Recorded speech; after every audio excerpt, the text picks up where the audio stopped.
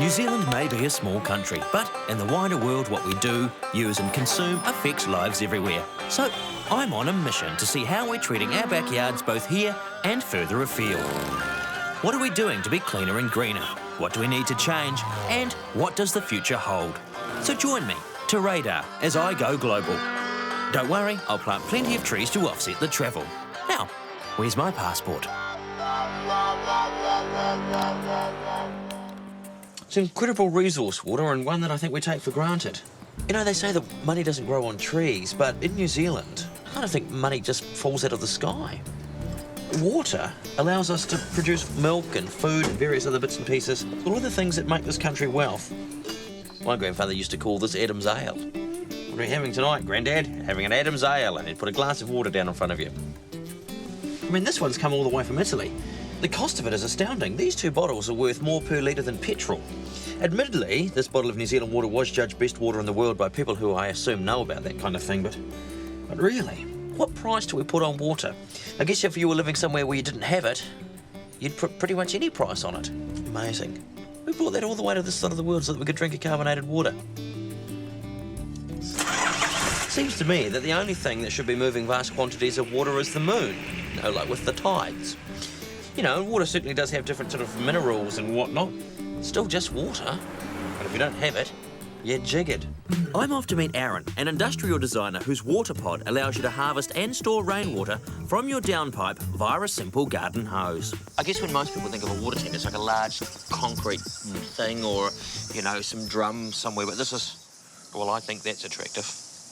And it's come almost in the way to the most natural shape of all, in a river stone. Yeah. Holes in the top are for putting plants in. You could have herbs and ivy and all kinds of stuff growing out of them. Yeah, well, that's the idea. If you want to hide it, you can. It has a capacity for 870 litres. It's about the same as 4 of those 44-gallon drums. What was the most startling thing you sort of came across when you were researching all of this water storage? Just the true cost of water. The water miles thing really got me.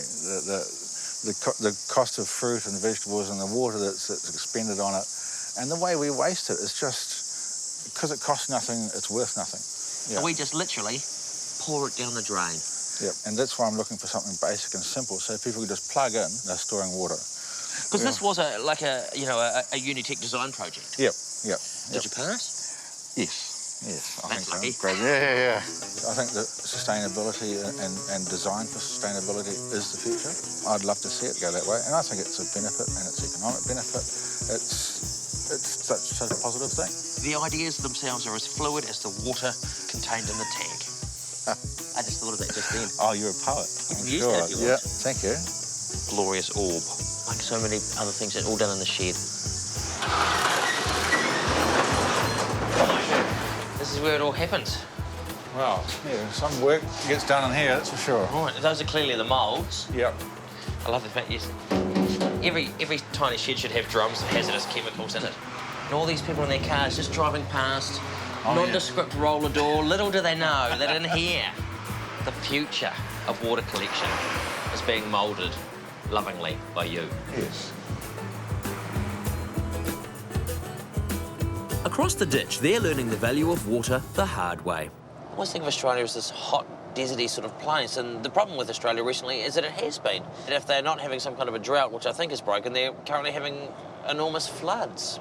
There's cyclones roaring through, parts of it are on fire. I think it's something of a misnomer to think of Australia as the lucky country. It doesn't seem very lucky at all to me. Particularly looking forward to meeting a chap called Ben McNeil, who's written a book that says, regardless of whether or not you're essentially a skeptic or a believer in climate change, the climate is changing, and what you need to do is get on with looking at it as economic potential. You've got to get on and do it now. I like that kind of positivism.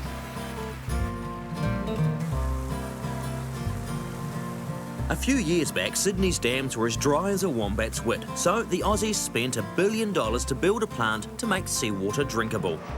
I'm donning a hard hat and a high vis, and Brendan's going to let me have a fossick around their water factory. Right. So this is where it starts, so it's 2.5 kilometres... That way? That way. In the Tasman Ocean, that's right. Right. Yep. The water comes in from there, drifts down into here. Correct. starts here and off we go. I guess for a lot of people, they think you just kind of boil water. That is one form of desalination, but it requires actually a lot more energy. The form we use here is called reverse osmosis. Right. Yeah. Up to 125 million litres a day. Enormous. Running down this race. We have here basically what are called sedimentation tanks. So the raw water goes off on either side. There's sand at the bottom of them. And basically, whatever's floating still in the water gently falls to the bottom, where it's captured by the sand. And at the end of it, still salt water. That's right. Not until we get later on do we remove the salt. Well, isn't that relaxing? It is pretty good. Isn't it? Like a big water feature. The clear water moves to a pumping ball. It's pressurised. It then moves across to another pumping area where it's pressurised to 600 metres head, so that's really high pressure water. Then gets force-fed, rammed, if you like, through synthetic membranes that are incredibly fine holes in the centre. The impurities are removed and basically a clear water stream falls out at the end. We then have to remineralise it. We add lime and other things, but really, if you had 2 glasses of water, be it from a dam or the ocean, when we're finished with it, you can't separate them. So what was the problem? Why did you know, I would have thought Sydney would have got a bit of rain.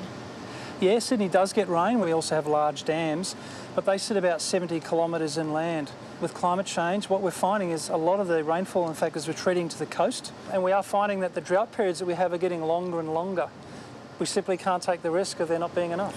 I guess it's not about producing more water, it's about saving water as well. We offer a service for a very small charge, only $22 until recently. We'll send a licensed plumber around to your home and they can install a water-efficient shower rose, flow restrictors on your taps and make any adjustments that might be needed to your toilet. Because in New Zealand, when it was suggested that we would have these mandatory low-flow shower heads, people were outraged. It was the nanny state. Oh, the fury. Yeah, look, my view and that of the experts, more importantly, is it's really a no-brainer. I mean, you've saved yourself 21,000 litres a year on average. We've done it to 750,000 households. Most people realise how good it is. There's no downside that I can think of. Not New Zealand. Keep it optional, keep it friendly. Invite people in, don't dictate. Let us make the decision. Cheers. That's good water.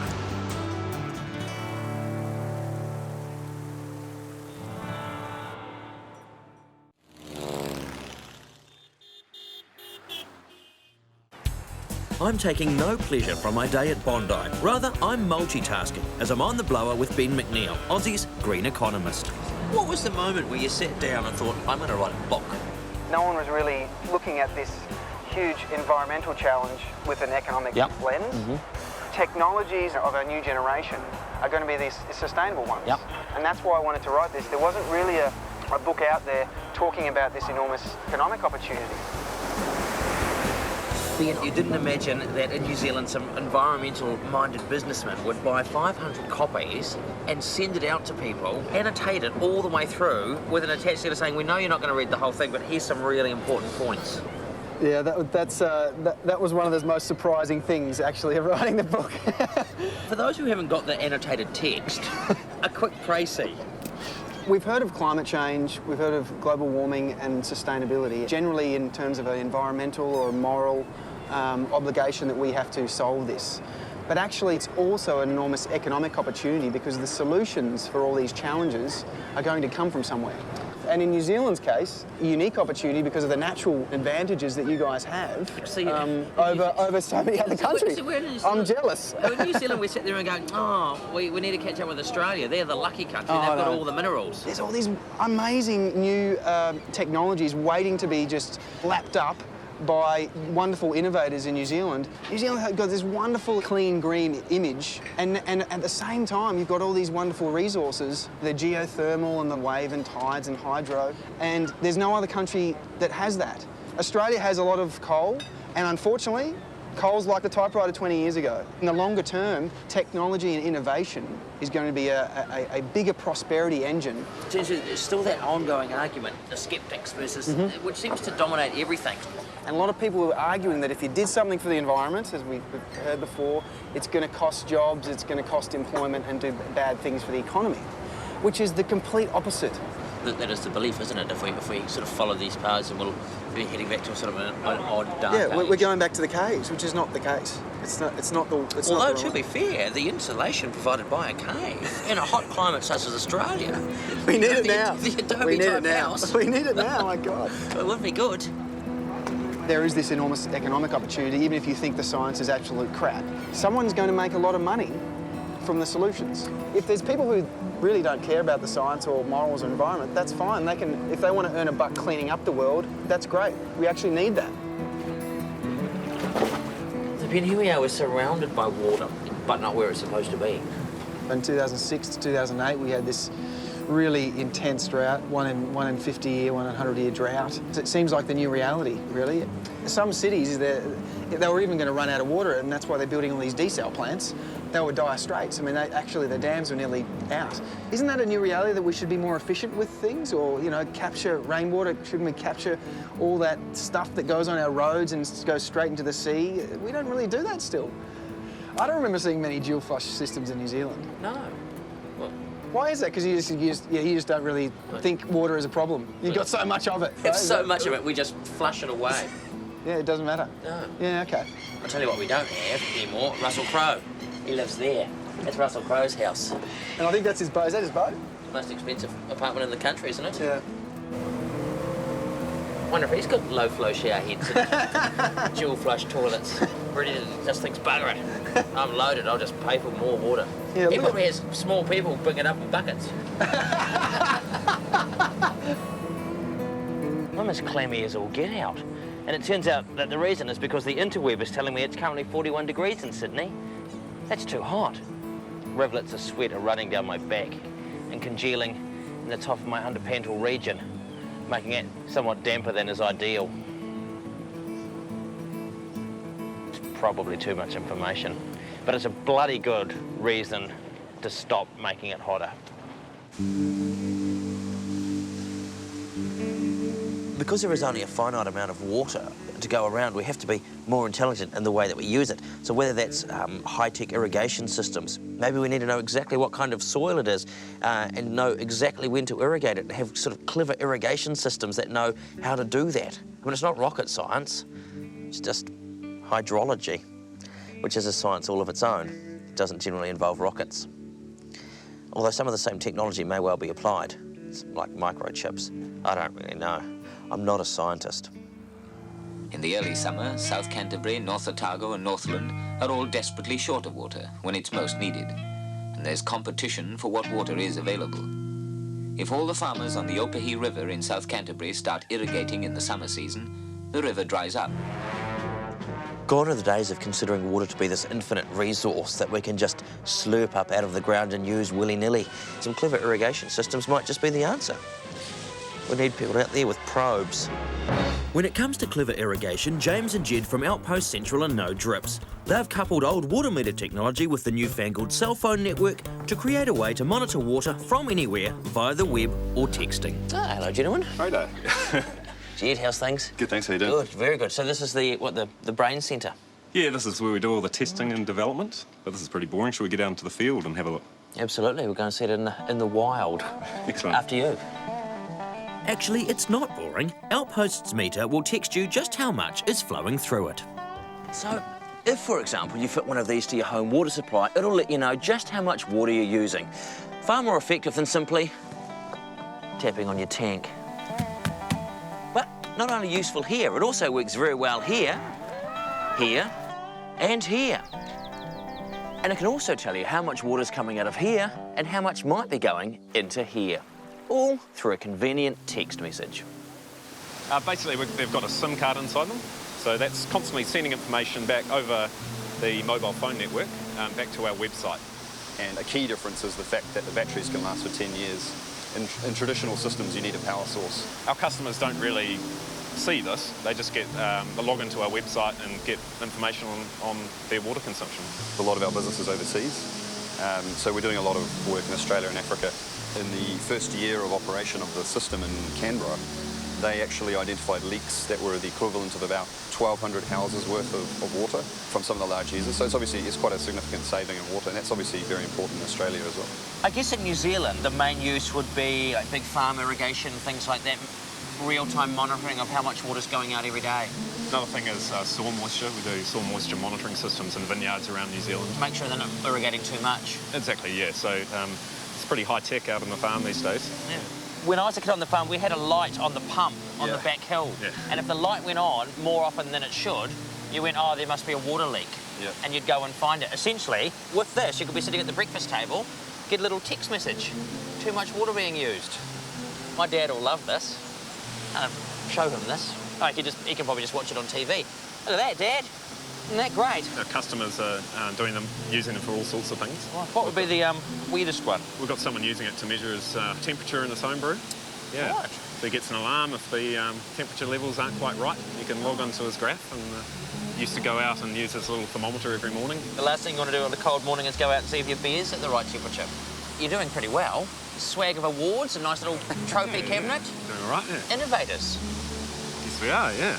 It's always good to know that you're contributing to something that is a real issue in the world. I mean, water's, obviously very scarce, and a lot of people don't appreciate that, especially in New Zealand.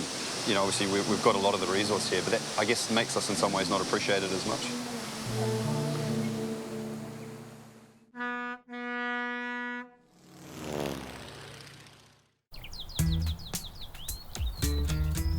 Now, here's an interesting fact. This bottle of Taitapu water sells for $4.60 a litre.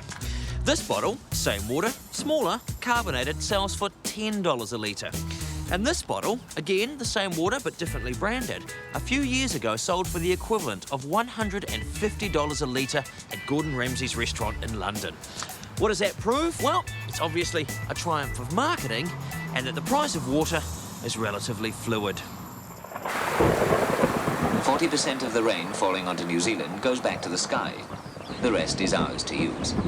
And how we use it matters, which is why Plant and Food have Brent and Steve in Hawke's Bay studying just how much an apple drinks. Hi, Brent. Hey, Raider. How you doing? Good, good. Good. Wet enough for you? Yeah, fantastic, isn't it? So, water everywhere, but, do you think we take it for granted? We do, I think. We don't realise how much water there is in the products we eat and wear. So, for example, how many people, when they're going to buy a shirt, would think, oh, how much water was used to make that shirt? Cotton's a plant, about 2,500 litres there. That's an enormous amount of water. It is. What about for, like I've got a beer? 75 litres for the beer. We grew the barley. Right. And what about then, for example, an apple? They've done some calculations for Californian apples, and they reckon there's about, in each apple, 70 litres goes into its production by considering how much the tree transpires. And the thing that's quite stunning here is the large number of apples for the number of leaves. Right. So we reckon it's about 6 litres for a New Zealand apple, not 70, because of the skill of our growers in getting so many apples on that tree. It's quite astounding, isn't it? It It is. almost looks fake. But there's another thing. It's raining. There is a recharge of our natural water resources, the groundwater underneath. So we think, actually, when you do the full water balance, the answer's 0. It's because of the rainfall. Right. Isn't it a fantastic service that nature provides us? And we're blessed with it. Yes, yes, we are. I guess most people now are sort of aware of carbon footprints, but are people becoming more aware of water footprints? Yes, increasingly they are. The supermarket chains, the Tesco's, the Walmarts, they're asking the producer the question, how much water did it take to produce your apple, and do you have a water reduction target? And I guess they want that because a customer will come in and think, I can trust Tesco's to be environmentally sensitive. I'll buy their apples. It's ethics match mine, yes. But that's New Zealand's advantage. We can produce apples with a low water footprint, high quality, and sell them at a premium price on the other side of the world. All the way from, I was going to say the sunny Hawke's Bay, but thankfully it isn't. No, that's right. From the slightly damp Hawke's Bay. We have devices that we can put into the tree, and we have devices we can put into the soil to see how much water drains through the soil. Oh, g'day, guys. Here we go. What's happening? You here? I know, in the rain. What's happening? Is this science at its best? Science at its very best. This is a set of probes that go into the tree stem, and they measure over the course of the day and over the course of the growing season, how much water the tree is transpiring. Which essentially is how much it drinks. Exactly. This is technology that we've developed in New Zealand, and Brent and I have been working on this technique to measure sap flow for the last 25 years. Wow. It's important for a grower to know when should I irrigate and how much water should I apply. Right, what is that? It's an instrument that we put in the soil. We've got a wick, and then at the very bottom here, we have a little spoon that is recording when the water is draining through the soil. The soil is about a metre above this face here. Right, so you've got to dig a pretty deep hole. We have to dig a hole almost to China. Right. And then this is connected back to our computer on our desk to precisely measure the drainage losses. And with pipes back to the surface, we can extract a sample to know what is in that water. What we learnt on this site is that there's very little nitrate leaching, so that the environmental footprint is quite minimal. Right, so you just, what, siphon it out? Yeah, we've got a special pump, but... That's good. It's good to know that we still fund research. Do you dig your own holes? Yeah, we build our own instruments and we dig our own holes. Oh, that's great. That's New Zealand science, isn't it? Yeah, but there's only bit missing is overseas, the... they'd have a subcontractor to dig your holes. Yeah, well, the only bit missing is the bit of number 8. Who's the best hole digger? He is. Well, I don't think Clothier's ever been on the end of a shovel. He's the brains, you're the brawn. Yeah. Oh. I'm like a kid in a lolly shop. There's beautiful apples everywhere. A couple of good ones here. You're like Eve, tempting me. I'm like the Adam to your Eve. Yeah. How do I reply to that?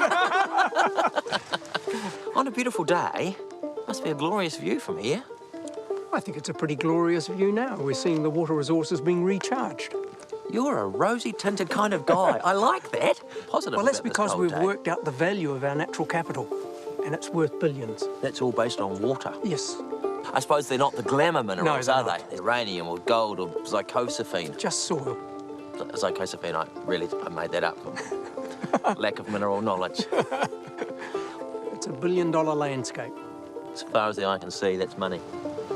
People on the weather always say, oh, it's going to be a dreadful day, it's going to be raining. No, just because it's raining doesn't make it a dreadful day. In a country that is so reliant on water for agriculture and horticulture and various other things, many times it actually makes it a much better day than what it would have been if it wasn't raining. That, falling out of that sky, that is the basis not only of our economy but of our future. We always talk about how Australia's the lucky country. They've got all of their wonderful mineral resources. They just need to dig a hole and money comes out of it. But here in New Zealand, we just need to look up in the sky and dollars fall out of that. Maybe, on a rainy day like this, you think to yourself, maybe we're the lucky country. We've got a lot of rain and not quite as many Australians.